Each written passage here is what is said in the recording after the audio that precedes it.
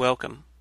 I'm Sebastian Mahfood, and you're listening to WCAT Radio, the on-air wing of En Route Books and Media, bringing you the dulcet sounds of Catholic wisdom. Pat Flynn, and welcome back to Sunday School. Class is just about to begin. What are we going to talk about today? Well, we're going to begin a series on why, and this will be an interesting series, I think, and it should hopefully be a helpful one, and indeed a controversial one. But we do enjoy a good controversy every now and then. We're all open-minded, we can all think our way through things, so I say why not dive right in? And what is this series on? This series is on why you should be religious and not just spiritual. I know that it's hip, almost even hipster among the millennials these days, to be either spiritual but not religious. A good number of them are atheists. Now, the atheist worldview is just completely incoherent. We'll spend some time talking about the absurdities of atheism, aside from the fact that you cannot live consistently as an atheist and still be happy. Atheism, I don't think people really understand this. Atheism inevitably, in its worldview, leads to nihilism. And I just am always surprised when I dialogue with atheists. Well, most of them very wonderful people. Loved the chats we had, even. But at least when I was an atheist, I was willing to go all the way. I read the great atheists, Nietzsche, Camus, Sartre, Russell, and so on, and came to the conclusion at the time that life was absolutely meaningless, pointless, insignificant, and absurd. And bravo me for being able to do that, and bravo Nietzsche for being able to look atheism straight in its face and realize its ultimate implications. This is why I'm so disappointed. Remember those new atheists, Sam Harris and Hitchens and all them? Yeah, they're not, they're so inconsistent, and people sometimes ask what I think of the new atheists. Not much. And not because I'm a theist. The reason I never liked the new atheists, not much, and not because I'm a theist. The reason I never liked the new atheists is because I discovered them when I was an atheist after having read the old atheists. And once you read good philosophy, you don't have much time or much desire to read bad philosophy. So my distaste, my dislike for the new atheists actually began when I was an atheist. I just thought that they were inconsistent, they were overly polemic, they were annoying, they made really bad arguments, and so on and so forth. All of that is just doubly true now that I'm not an atheist anymore. So put that aside. Excuse the minor rant against atheism. We'll continue that another time. I want to spend time on this idea of being spiritual but not religious. And I spent time in this camp too, friends. I used to be what is called a religious pluralist. Now, there's a few different types of religious pluralism. There are sophisticated brands of religious pluralism. The ignorant brand goes something like this. Maybe you've heard this conversation before, talking to somebody about religion. They'll go, I'm not really religious. I'm spiritual. But, man, religions, they're all just saying the same thing. And this view is dumb. It is just dumb. Even the most minor, cursory, comparative inspection of the world's religions will quickly, very, very quickly, literally just a Wikipedia search, will very quickly lead you to see that the religions of the world are most definitely not saying the same thing. In some religions, grandma goes to heaven. In other religions, grandma comes back as a cow. In some religions, God is a theistic God. In other religions, there are multiple gods, or God is the universe, etc. So this is why it's really important to study the arguments for the existence of God. Like the argument from contingency, which we spend a lot of time doing before, because it helps you not only establish God's existence, but what is God's relationship to the world, to the universe. And by reason alone, you can start to just weed out a lot of religions based on what they say that aren't consistent with philosophy. This is why philosophy is such a useful tool. It's why Aquinas called it a preamble to faith. It sort of sets faith up, because remember, what is faith? Faith is trusting in that which you have good reason to believe. Faith is developed from reason. It should be. I'm not talking about blind faith. I'm not talking about credulity. Faith is trusting in which you have good reason to believe. So the ignorant religious pluralists will say that all religions are saying the same thing, man. That's why I'm just spiritual. The more sophisticated view would acknowledge that religions don't all say of transcendent dimension of reality. They're all wrong, in other words, but they're all pointed in the same direction, or at least the ultimate direction. And this would have been the camp that I was in for a while. I think a good book on this, I've mentioned it before, is The Perennial Philosophy by Aldous Huxley. Now, ultimately, I think that it's wrong. Otherwise, I wouldn't be a Christian theist. But I think that at least that's a more reasonable view, a more reasonable interpretation. And we'll talk about how I moved out of that view in a while. And I said I want to make a series of this. I just had a gentleman named Trent Horn on. We had a great conversation about this, really stimulating. So hopefully this will set up for that conversation next week. Throat's a little dry today. I'm just going to have a little sip of coffee. Okay. So, let's spend a little bit of time on this religious pluralism thing,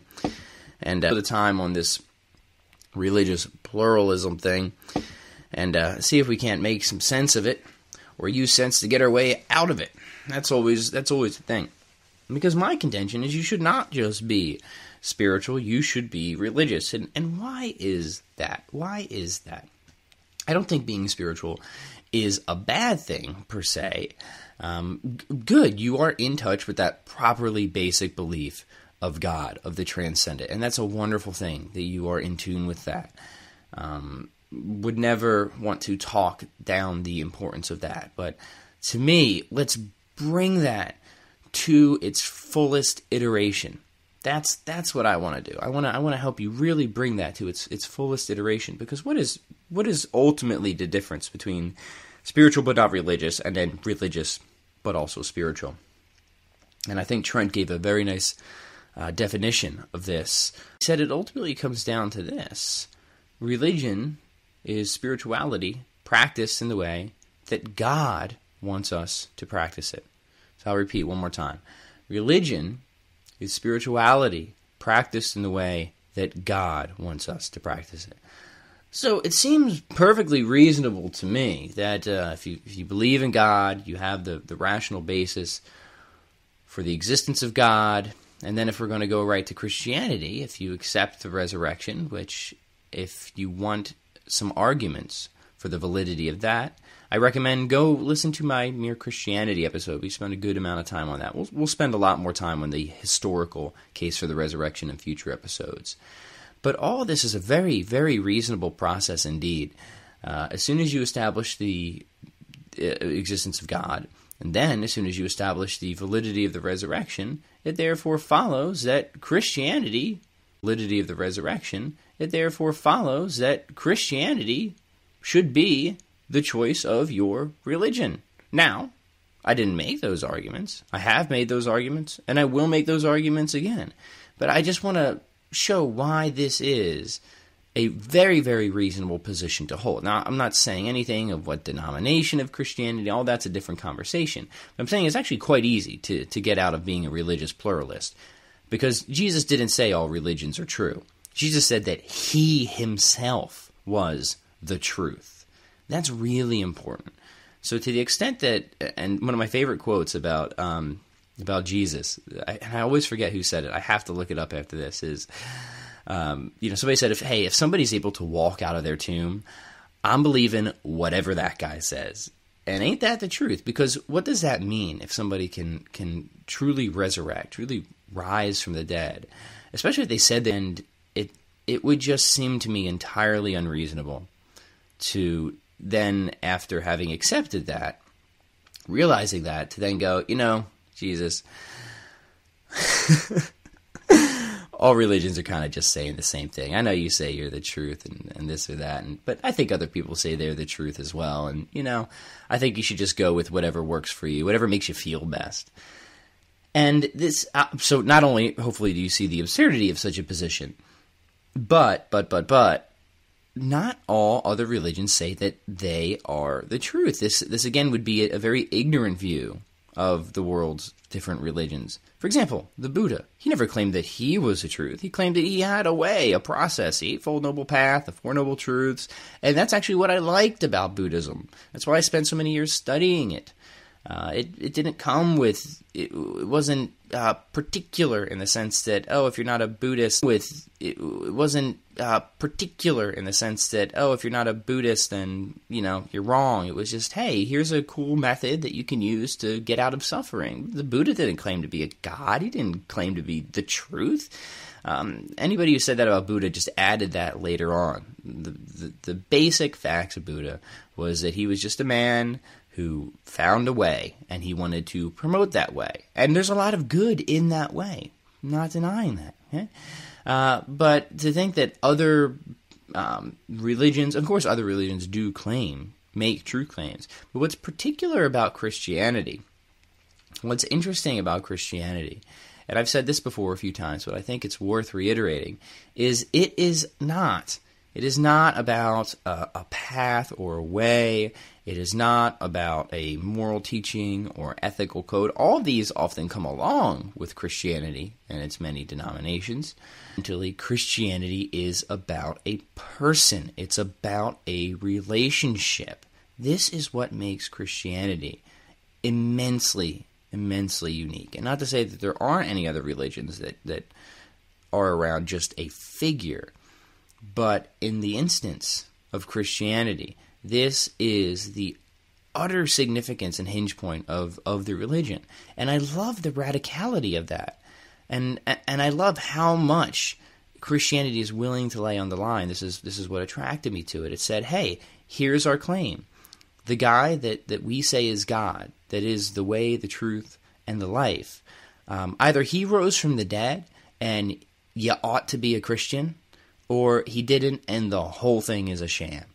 It all comes down to that one central point.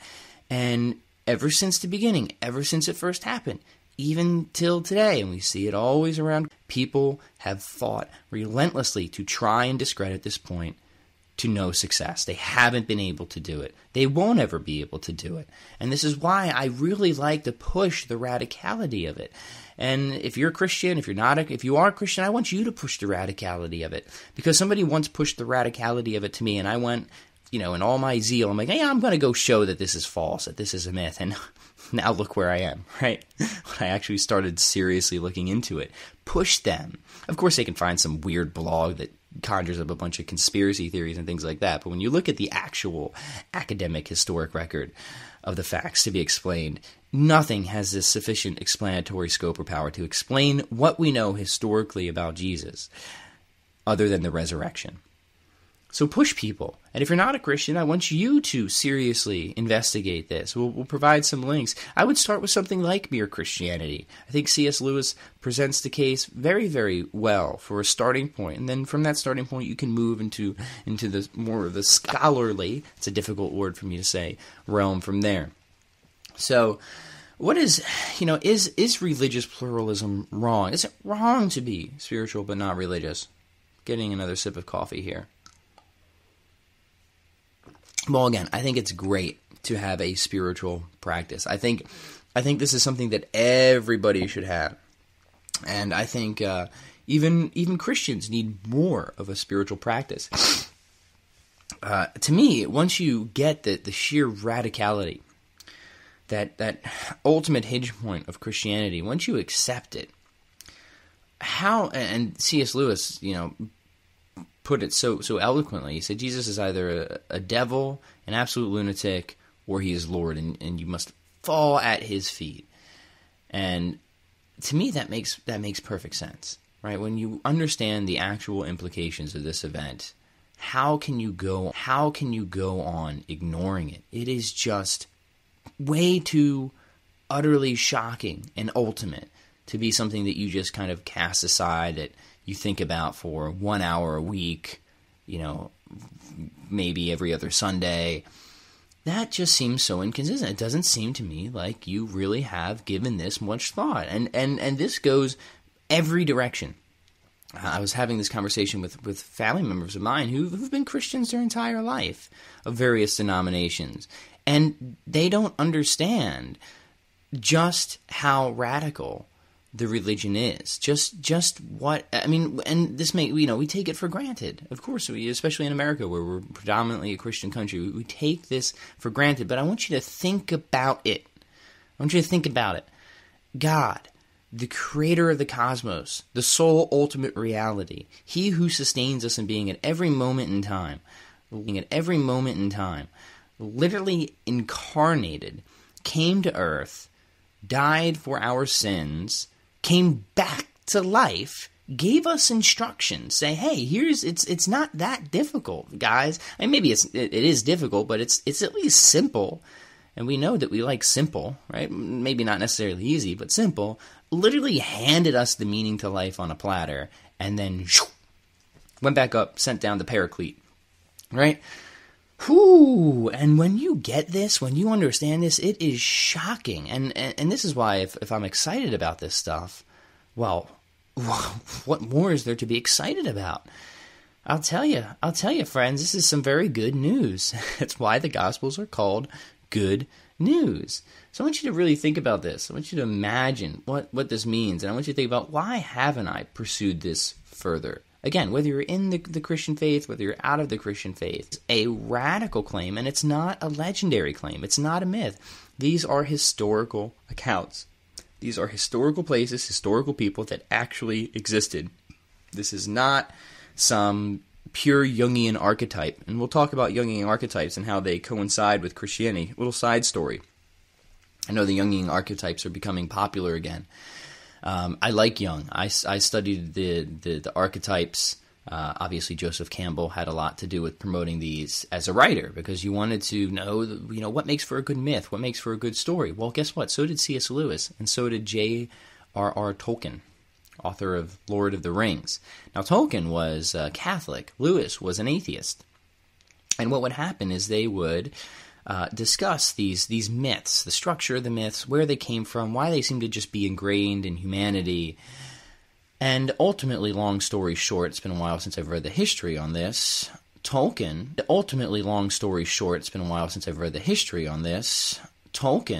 was able to convince Lewis, who was an ardent atheist at the time, that Jesus was the Jungian archetype. He was that actually happened. He was the myth that ultimately came true. He was the literal incarnation of which all these other myths and archetypes were pointing toward and waiting for. He is the literal, actual hero's journey come to life. And I just find that story absolutely fascinating, and it just makes the whole archetype thing so much more interesting, so much more deep and perplex. If you have no idea what I'm talking about, we'll save that for another episode. I don't want to get too far off track with the religious pluralism going on here. But do let me have another sip of my coffee, if I might. Is this conversation interesting? Jesus' character.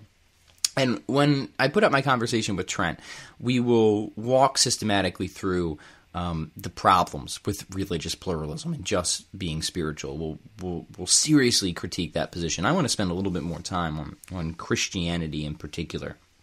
I was watching a video, I mentioned this in another episode I did with Dr. Vost. It was going around of Michio Kaku. Everyone know Michio Kaku? He's a physicist, seems to be a very bright guy. And he had a video out, and I actually liked the majority of the video. It was about taking responsibility for life, like you do have free will. And the cool thing about Kaku is he's a physicist who affirms free will. He says, look at the indeterminacy of the quantum realm. You are not a determined machine. And I've talked about this in previous episodes, why free will really does exist, and determinists just have it so wrong, both philosophically and scientifically. You are philosophically and scientifically, you are absolutely right in your basic belief that you have free will. So Kaku's a physicist who affirms free will. I don't know if he's what his religious or spiritual background is, but he went on and he was talking about, hey, you do have control over your life. You can make choices for yourself. Not to say there aren't influences, not to say people don't have advantages and disadvantages, but let's be responsible. Let's make the most of it. But then, as scientists so often do is they'll start to make philosophical conjectures that have nothing to do with their scientific understanding. And he said that he thought that the meaning of life was just to reinvent yourself, so to speak. I don't think that's entirely wrong, but then he had some quip in there. He's like, hey, if somebody just from up high gives you the meaning of life, well, I don't think that can be the meaning of life. That's too simple. Oh, boy. And immediately I'm like, oh, man, why does this, this is the problem. Somebody who's really smart in one area can say something just really, or just because they're a physicist. People will take in the load of crap because it's wrapped in intellectual bacon, so to speak. You gotta be careful of this. Make sure when you're listening to things that you're critiquing every part of it. Even if you agree, don't just keep agreeing just because you've been agreeing before. People, and this goes for me too. This is why I try to be very careful with my word choice. People can say like 10 really great smart things, and then they can say one thing that is utterly and obnoxiously wrong. Well, the problem with this interpretation of the meaning of life is it's totally arbitrary. There's no way that you could demonstrate what he says that's the meaning of life. We need some type of philosophical framework. Where are you coming from here? Where are you coming from? Secondly, is who's to say that the meaning of life has to be difficult to discern? Why? You have to give me an argument here. Why should the meaning of life be hard to figure out? I don't think that the meaning of life should be hard to figure out. Why should the meaning of life be hard to figure out? I don't think that the meaning of life should be hard to figure out. And also, just because you figure something out easily doesn't mean it's then easy to implement or easy to follow through on. So the funny thing about Jesus, who we do have really good evidence for, who we have every reason to accept the resurrection and to believe what he told us, is he was literally the person who came down from on high and said, here is the meaning of life. Come into a loving, saving relationship with me and help me bring others into a loving, saving relationship with myself. That's ultimately it. Is that difficult to figure out? Well, in some ways, yes. In some ways, no. I mean, we're surrounded by it. Most of us know who Jesus is, at least in some superficial way. Maybe we have quite a caricatured view of him. Most of us know what the Bible is. Maybe we even read some of it. So it's not like it's some hidden truth up on the top of a cave on some mountain in some far off Eastern country that none of us would ever be able to find. No, it's all around us. I think what makes it difficult is because there's so much misinformation. There's so many cultural biases and prejudices that even though the meaning of life is literally right at our fingertips, it's right there. It's right there. It was delivered to us. It was divinely Ubered to us, right? Uber divine. It was literally handed down to us. Like, this is it. Love the Lord your God with all your heart, all your soul, just everything. Just love God and love your neighbor. This is the meaning of life. Now, easy to figure out? In some ways, yes. In some ways, no. Is it easy to implement? That's a different story. And this is where I could kind of go back and agree with Michio, is this does, I think, involve a radical reinvention of yourself. It involved a radical reinvention for me. Before, I would say I was an immensely more self-centered, egotistically driven person. It was all about accomplishing more, doing more, having more, going more places, this and that. And since my conversion to Christianity, I have my life. Somebody once asked me if being a Christian has made my life easier. I said, absolutely not. Not in the slightest bit. It has made it immensely more difficult. I have had to learn to put myself aside and do things that are just inherently extremely difficult for me. It's very easy for me to work on my own purposes, my own will, my own business, my own fitness, all those things. Very easy for me to do. What is difficult is to open up that altruistic side of myself, and I'm working really, really hard on it. But you know what? It's given me the fulfillment that I was never able to get any other way. Never able to get by reaching fitness goals, reaching business goals, acquiring things, collecting things, going places. All those were just fleeting enjoyments. Christianity has filled that hollow, right? It has filled that void by this radical transformation of myself, by accepting, okay, If this is the truth, and I came to believe it is, then this is the truth, and I came to believe it is, then this must be the meaning of life. Now, I know we've kind of hopped around a couple different topics here, and that's okay. It's Sunday school. We're allowed to do what we want. But if that's the meaning of life, right, if we accept these things to be true, and I'm convinced that we have exceptionally good arguments that this is the case, well then I think a tremendous tragedy, and this goes for the religious pluralists, and especially it goes for the atheist.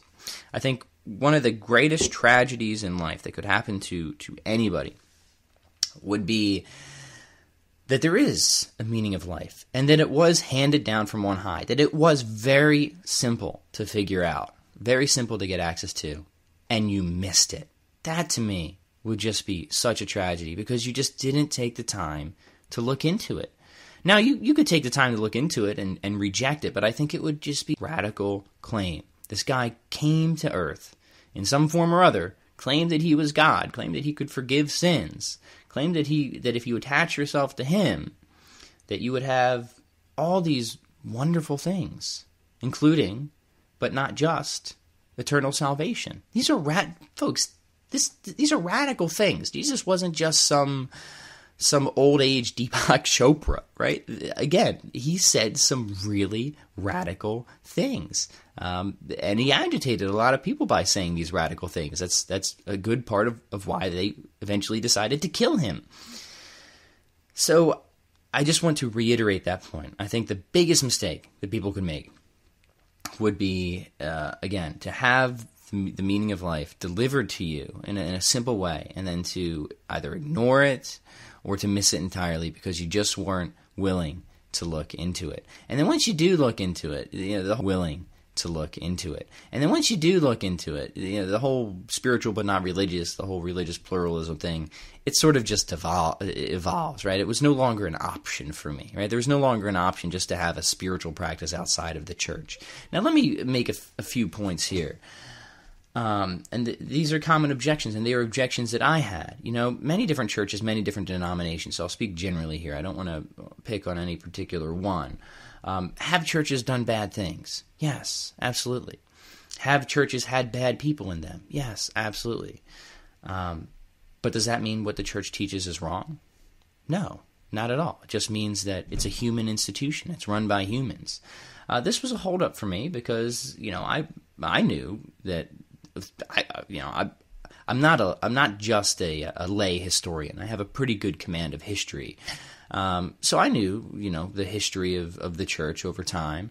I also knew especially the Catholic Church, it essentially built Western civilization. But that's not to say that it was free of corruption. But this is a wrong expectation to have. Any human institution is going to be filled with corruption. We don't reject democracy because it too is filled with corruption. We don't reject public schooling. Well, some of us might, because it too is filled with corruption. We reform. The church has always been in need of reform. The church has always said that it will always need reform. So when I make the case for religion, I'm not trying to smooth over any of the wickedness or wrongdoing that has been committed by religious institutions or religious people over time. In fact, this idea is perfectly in line with Christianity, that recognizes that humans are prone to fail. We are prone to sin. So we are prone to fail. We are prone to sin. So we should expect these things. We shouldn't tolerate them. Of course not. We should never tolerate them. We should always hold church and people of a religious nature to a higher standard. That is entirely fair, and that should be done. But we also shouldn't be immensely surprised when they fail either. Our faith should not hinge upon the moral character of another human. That's ultimately the point that I want to make, right? Your faith should not depend on whether your priest or your pastor or whoever led a perfect life. I'm telling you, they didn't. They absolutely didn't, whether you know about it or not. Now, some people obviously do a lot worse things than others, but that isn't where your faith comes from. That isn't where your religious practice comes from. And if you root it in that, you are going to be disappointed. You are going to be burned. You are going to be hurt. And then you probably will some of this stuff. I get it. I do. I think that where I'm a little different, where I had the advantage, is that I wasn't brought up in it, so to speak. I was able to really look at it from the outside and understand what the faith ultimately was. And when I came to the conclusions that I've discussed with you here, there was no outside. I don't want to say outside spiritual practice. There's no spiritual but not religious anymore. I went straight for the pew, and I've been there virtually every day since. I'm one of those. I try to be one of those daily churchgoers, and I've done a pretty good job. 9 a.m. You're going to find me in the pew almost most days at my church, and it's been an awesome, tremendous experience. It not only gives me a dedicated time to practice my spirituality, to pray, to meditate, but then you get that fantastic communion as well. You get that fullness of the spiritual. Well, you get that fullness of the spiritual practice in the way that God wanted us and wants us to practice it. So I'm going to leave the conversation there for now. I think this is just a good opening for this series on why you should be religious, not spiritual. I get it. This might not jive with a bunch of people. I'm going to ask you to hang with me. I'm going to build the case here, and I was with you. I was spiritual, not religious, for many, many years. I took those transitions: atheist, agnostic, spiritual but not religious, and then, well, look at me now. So, hope this is helpful. Hopefully you enjoy. Are you enjoying this? I hope you're enjoying this. I'm having a lot of fun. So, if you're having a lot of fun too, do me a favor: rank the podcast, leave a review. Say, yes, Pat, let's keep up with these conversations. These are good. This is Sunday School. Part of the Pat Flynn Show. We do this every Sunday. We talk faith, we talk religion, we talk spirituality. We have fun. It's all a good time. All right, folks, we're going to talk to you very shortly. We hope you enjoyed the program and will join us back for another show on WCAT Radio. This is Sebastian Mahfood. Good day.